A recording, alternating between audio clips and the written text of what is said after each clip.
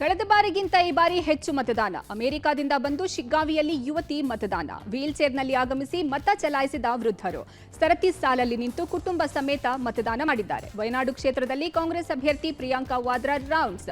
ಎಲ್ಲವನ್ನ ನೋಡ್ತಾ ಹೋಗೋಣ ಕರ್ನಾಟಕ ಟಾಪ್ 20ಯಲ್ಲಿ. ಹಾವೇರಿಯ ಶಿಗ್ಗಾವಿಯಲ್ಲಿ ಪಿಂಕ್ ಮತಗಟ್ಟೆಗಳು ಜನರ ಗಮನ ಸೆಳೆಯಿತು. ಪಿಂಕ್ ಕಲರ್ ಬಲೂನ್ಗಳಿಂದ ಮತಗಟ್ಟೆ ಸಿಂಗರಿಸಲಾಗಿತ್ತು. ಇಳಿ ವಯಸ್ಸಿನಲ್ಲೂ ವೃದ್ಧರು ಆಗಮಿಸಿ ಮತದಾನ ಮಾಡಿ ಎಲ್ಲರಿಗೂ ಮಾದರಿಯಾಗಿದ್ದಾರೆ. ಮೊಟ್ಟಳ್ಳಿ ಗ್ರಾಮದ 100 ವರ್ಷದ ವಯಸ್ಸಿನ ಬಸಣ್ಣಪ್ಪ ನಡೆಯೋದಕ್ಕಾಗದ ಪರಿಸ್ಥಿತಿಯಲ್ಲೂ ಪುತ್ರನ ಜೊತೆ ಬಂದು ಮತದಾನ ಮಾಡಿದರು. ಅಪಘಾತವಾಗಿ ಕಾಲು ಮುರಿದುಕೊಂಡು 1.5 ತಿಂಗಳಿಂದ ಹಾಸಿಗೆಯಲ್ಲಿ ಮಲಗಿದ್ದ ಸುರೇಶ್ ಎಂಬಾತ ಕಾಲಿಗೆ ಹಾಕಿದ ರಾಡ್ ಸಮೇತ ವೀಲ್ ಚೇರ್ನಲ್ಲಿ ಆಗಮಿಸಿ ಮತ ಚಲಾಯಿಸಿದರು. ಇತ್ತ 20 ದಿನ ಹಸುಗೂಸಿನೊಂದಿಗೆ ಬಾಣಂತಿ ಪತಿಯೊಂದಿಗೆ ಆಗಮಿಸಿ ಹಕ್ಕು ಚಲಾಯಿಸಿದರು. ಶಿಗ್ಗಾವಿಯ ಖಾಜೆಖಾರ್ ಓಣಿಯ ತಿರ್ಕಪ್ಪ ಚಾಕಾಪುರ ಎಂಬ 70 ವರ್ಷದ ವೃದ್ಧ ಮೊದಲ ಮತದಾನ ಮಾಡಿದರು. ಇನ್ನು ಜಾಹ್ನವಿ ಕಾಮನಹಳ್ಳಿ ಎಂಬ ಯುವತಿ ತಂದೆ ತಾಯಿ ಜೊತೆ ಆಗಮಿಸಿ ಮೊದಲ ಬಾರಿಗೆ ತಮ್ಮ ಹಕ್ಕು ಚಲಾಯಿಸಿ ಸಂತಸ ವ್ಯಕ್ತಪಡಿಸಿದರು.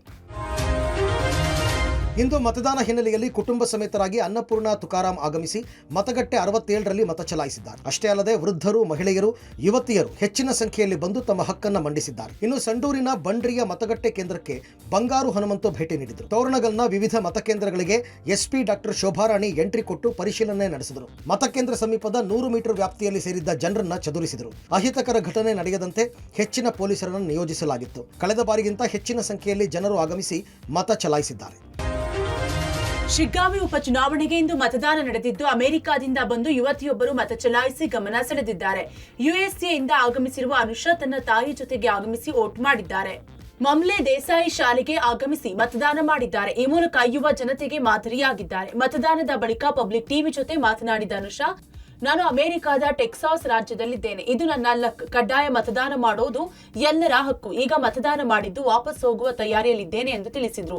ನಾಯಕತ್ವ ಗುಣ ಇರುವ ವ್ಯಕ್ತಿಯನ್ನ ಆರಿಸುವುದು ನಮ್ಮೆಲ್ಲರ ಕರ್ತವ್ಯ. ಎಂಥವರು ಆಯ್ಕೆಯಾಗಿ ಬಂದ್ರೆ ನಮ್ಮ ಕ್ಷೇತ್ರ ಉನ್ನತಿ ಪಡೆಯುತ್ತದೆ ಎಂಬುದನ್ನ ಆಲೋಚನೆ ಮಾಡಿ ವೋಟ್ ಮಾಡಿದ್ದೇನೆ ಎಂದು ಹೇಳಿದ್ರು. ಟೆಕ್ಸಸ್ ಆಸ್ಟಿನ್ ಅನ್ನೋ ಸ್ಟೇಟ್ ಅಲ್ಲಿ ಇರ್ತೀನಿ, US ಅಲ್ಲಿ. ಕಡ್ಡಾಯ ಮತದಾನ ಮಾಡಲೇಬೇಕು, ಇದು ನಮ್ಮೆಲ್ಲರ ಹಕ್ಕು ಹೌದು. ಸೊ ಅದಕ್ಕೆ ಇಲ್ಲಿ ಬಂದಾಗ ಮತದಾನ ಮಾಡಿ, ಇದು ನನ್ನ ಲಕ್.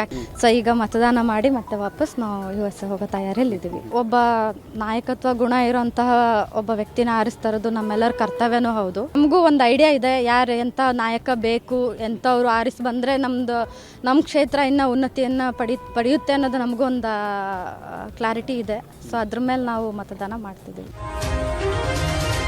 ಹಾವೇರಿಯ ಶಿಗ್ಗಾವಿ ಮತಕ್ಷೇತ್ರದಲ್ಲಿ ಟಫ್ ಫೈಟ್ ನಡೆದಿದೆ. ಬಿಜೆಪಿಯಿಂದ ಬಸವರಾಜ ಬೊಮ್ಮಾಯಿ ಪುತ್ರ ಭರತ್ ಬೊಮ್ಮಾಯಿ, ಕಾಂಗ್ರೆಸ್ನಿಂದ ಯಾಸಿರ್ ಖಾನ್ ಪಠಾಣ್ ನಡುವೆ ಬಿಗ್ ಫೈಟ್ ನಡೆದಿದೆ. ಇಬ್ಬರ ಭವಿಷ್ಯ ಇದೇ ತಿಂಗಳ 23ಕ್ಕೆ ಗೊತ್ತಾಗಲಿದೆ.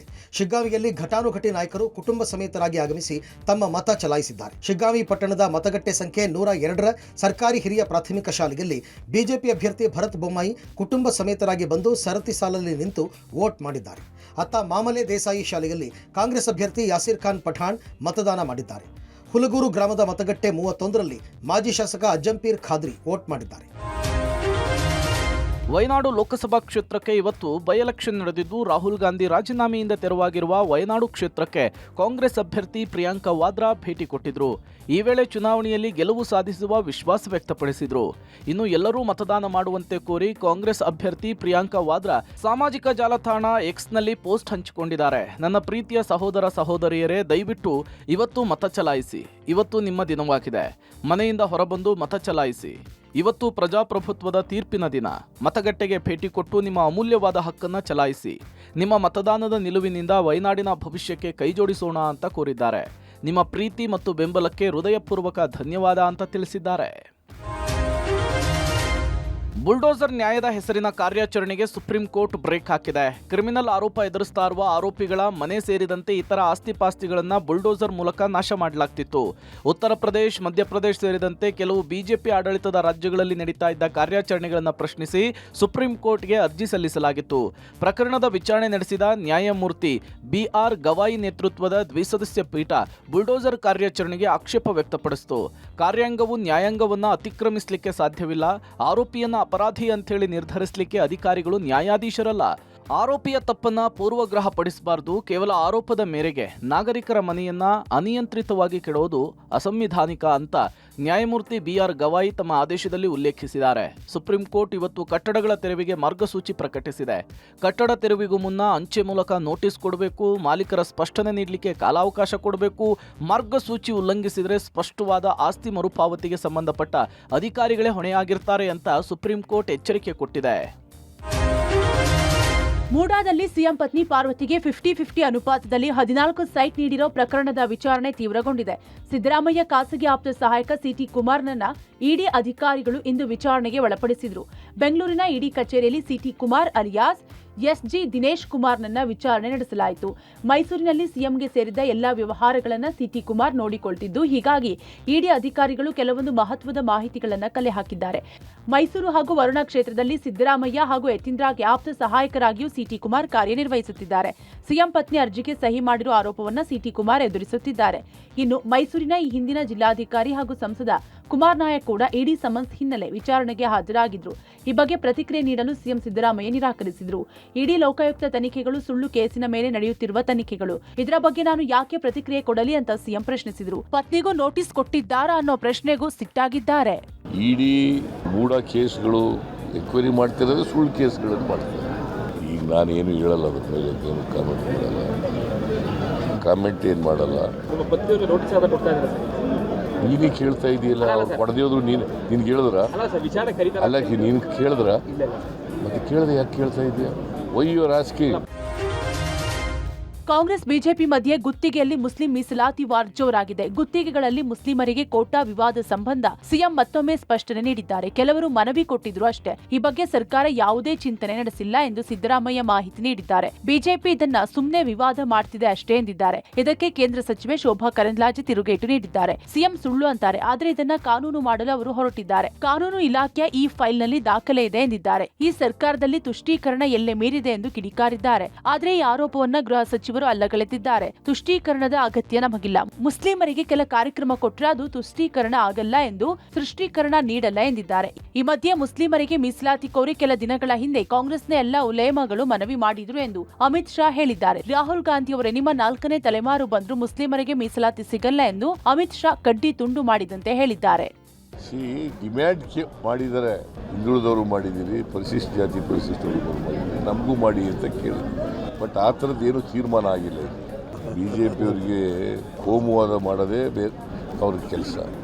ಮುಸಲ್ಮಾನರಿಗೆ ರಿಸರ್ವೇಶನ್ ಮಾಡಬೇಕು ಅನ್ನುವಂಥದ್ದನ್ನ ಈಗ ಮಾತಾಡ್ತಿದ್ದಾರೆ. ಸಿದ್ದರಾಮಯ್ಯ ಹೇಳ್ತಾ ಇದ್ದಾರೆ ಇದು ಬಿಜೆಪಿಯವರ ಸುಳ್ಳು ಆಪಾದನೆ. ನಾನು ಸಿದ್ದರಾಮಯ್ಯನವರಿಗೆ ಕೇಳಕ್ಕೆ ಇಚ್ಛೆ ಪಡ್ತೀನಿ, ನೀವು ಅದನ್ನ ರೆಕಮೆಂಡು ಮಾಡಿದ್ದೀರಿ ಅಂದ್ರೆ ಯಾವ ಮಟ್ಟದ ಒಂದು ತುಷ್ಟೀಕರಣ ನೀತಿಯನ್ನು ನೀವು ಮಾಡ್ತಾ ಇದ್ದೀರಿ?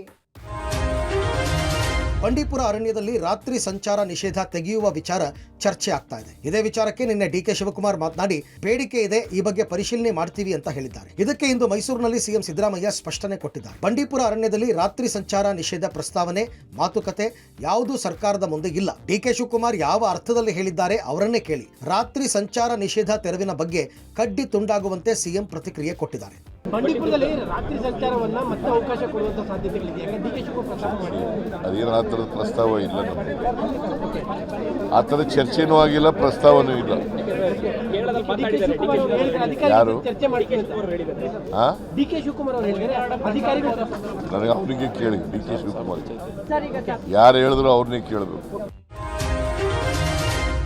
ಕೋವಿಡ್ ಕಾಲದಲ್ಲಿ ಅಕ್ರಮ ನಡೆದಿದೆ ಎಂದು ನಾಳೆ ಯಡಿಯೂರಪ್ಪ, ಶ್ರೀರಾಮುಲು, ಸುಧಾಕರ್ ವಿರುದ್ಧದ ತನಿಖೆಗೆ ಗ್ರೀನ್ ಸಿಗ್ನಲ್ ಸಿಗೋ ಸಾಧ್ಯತೆ ಇದೆ. ನಾಳೆ ನಡೆಯೋ ಕ್ಯಾಬಿನೆಟ್ನಲ್ಲಿ ತನಿಖೆಗೆ ನಿರ್ಧಾರ ಘೋಷಿಸುವ ಸಾಧ್ಯತೆ ಇದೆ. ನ್ಯಾಯಮೂರ್ತಿ ಕುನ್ಹಾ ನೀಡಿರುವ ವರದಿ ಆಧರಿಸಿ ತನಿಖೆಗೆ ಸರ್ಕಾರ ಆದೇಶ ಮಾಡಲಿದೆ. ಈಗಾಗಲೇ ಕೋವಿಡ್ ಹಗರಣ ಕುರಿತು ಎಸ್ಐಟಿ ರಚನೆ ಮಾಡೋ ಬಗ್ಗೆ ಸರ್ಕಾರ ಘೋಷಣೆ ಮಾಡಿದೆ. ನಾಳೆಯ ಕ್ಯಾಬಿನೆಟ್ ಸಭೆಯಲ್ಲಿ ಎಸ್ಐಟಿ ಯಾರ ನೇತೃತ್ವ ಎಂಬುದರ ಕುರಿತು ನಿರ್ಧಾರ ಸಾಧ್ಯತೆ ಇದೆ. ಇನ್ನು ಎಸ್ಐಟಿಯಿಂದ ಯಡಿಯೂರಪ್ಪ, ಶ್ರೀರಾಮುಲು, ಸುಧಾಕರ್ ಮೇಲಿನ ಆರೋಪ ಕುರಿತು ಮೊದಲ ಹಂತದ ತನಿಖೆಗೆ ಕ್ಯಾಬಿನೆಟ್ ಗ್ರೀನ್ ಸಿಗ್ನಲ್ ಸಾಧ್ಯತೆ ಇದೆ. ಯಡಿಯೂರಪ್ಪ ಸಿಎಂ ಆಗಿದ್ದಾಗ, ರಾಮುಲು ಆರೋಗ್ಯ ಸಚಿವ ಆಗಿದ್ದಾಗ 2020 ಏಪ್ರಿಲ್ನಲ್ಲಿ ಚೀನಾದ 2 ಕಂಪನಿಗಳಿಂದ ಪಿಪಿಇ ಕಿಟ್ ಖರೀದಿಸುವಲ್ಲಿ ಅಕ್ರಮ ಆಗಿದೆ ಎಂದು ಆರೋಪಿಸಲಾಗಿದೆ. ಚೀನಾದಿಂದ ಖರೀದಿಸಿದ 3 ಲಕ್ಷ ಪಿಪಿಇ ಕಿಟ್ಗಳನ್ನು ದುಬಾರಿ ಬೆಲೆಗೆ ಖರೀದಿಸಿದ್ದಾರೆ. ಸುಮಾರು 14 ಕೋಟಿ ಅಕ್ರಮ ಆಗಿದೆ ಎಂದು ನ್ಯಾಯಮೂರ್ತಿ ಕುನ್ಹಾ ನೀಡಿರುವ ವರದಿಯಲ್ಲಿ ಉಲ್ಲೇಖಿಸಲಾಗಿದೆ. ಅಂದಿನ ಆರೋಗ್ಯ ಸಚಿವ ಸುಧಾಕರ್ ಮೇಲೆ ನಿಯಮ ಬಾಹಿರವಾಗಿ ಖಾಸಗಿ ಲ್ಯಾಬ್ಗಳಿಗೆ 6.93 ಕೋಟಿ ಸಂದಾಯ ಮಾಡಿರುವ ಆರೋಪ ಮಾಡಲಾಗಿದೆ. ಹೀಗಾಗಿ ನಾಳೆ 3 ವಿರುದ್ಧ ತನಿಖಾಸ್ತ್ರ ಪ್ರಯೋಗ ಸಾಧ್ಯತೆ ಇದೆ. ಪರಿಹಾರ ನೀಡದ ಹಿನ್ನೆಲೆಯಲ್ಲಿ ದೂರುದಾರರು ಚಿಕ್ಕಬಳ್ಳಾಪುರ ಎಸಿ ಕಚೇರಿಯ ಟೇಬಲ್, ಚೇರ್, ಕಂಪ್ಯೂಟರ್ ಅನ್ನು ವಶಕ್ಕೆ ಪಡೆದಿದ್ದಾರೆ. ಚಿಕ್ಕಬಳ್ಳಾಪುರ ಎಸಿ ಕೂರಲು ಚೇರಿಲ್ಲದೆ ಪ್ರತ್ಯೇಕ ಕೊಠಡಿಯಲ್ಲಿ ಕೂತಿದ್ದಾರೆ. 2011ರಲ್ಲಿ ಬಾಗೇಪಲ್ಲಿಯ ಡಿವಿಜಿ ರಸ್ತೆ ಅಗಲೀಕರಣದ ವೇಳೆ ಅಂಗಡಿಗಳ ಮಾಲೀಕರು ಜಾಗ ಕಳೆದುಕೊಂಡಿದ್ದರು. ಈ ವೇಳೆ ಒಂದು ಅಡಿಗೆ ಕೇವಲ 240 ರೂಪಾಯಿ ಪರಿಹಾರ ನೀಡಿದ್ದ ಸರ್ಕಾರ ಅಡಿಗೆ 890 ರೂಪಾಯಿ ನೀಡುವಂತೆ ನ್ಯಾಯಾಲಯ ಆದೇಶ ನೀಡಿತ್ತು. ಆದರೂ ನ್ಯಾಯಾಲಯದ ಆದೇಶದಂತೆ ಚಿಕ್ಕಬಳ್ಳಾಪುರ ಎಸಿ ಪರಿಹಾರ ನೀಡಿರಲಿಲ್ಲ. ಹೀಗಾಗಿ ನ್ಯಾಯಾಲಯದ ಆದೇಶದ ಮೇರೆಗೆ ಎಸಿ ಕಚೇರಿಯ ಪೀಠೋಪಕರಣ ಜಪ್ತಿ ಮಾಡಲಾಗಿದೆ. 10ಕ್ಕೂ ಹೆಚ್ಚು ದೂರುದಾರರು ಎಸಿ ಕಚೇರಿಯ ಟೇಬಲ್, ಚೇರ್, ಕಂಪ್ಯೂಟರ್ ಅನ್ನು ವಶಕ್ಕೆ ಪಡೆದಿದ್ದಾರೆ.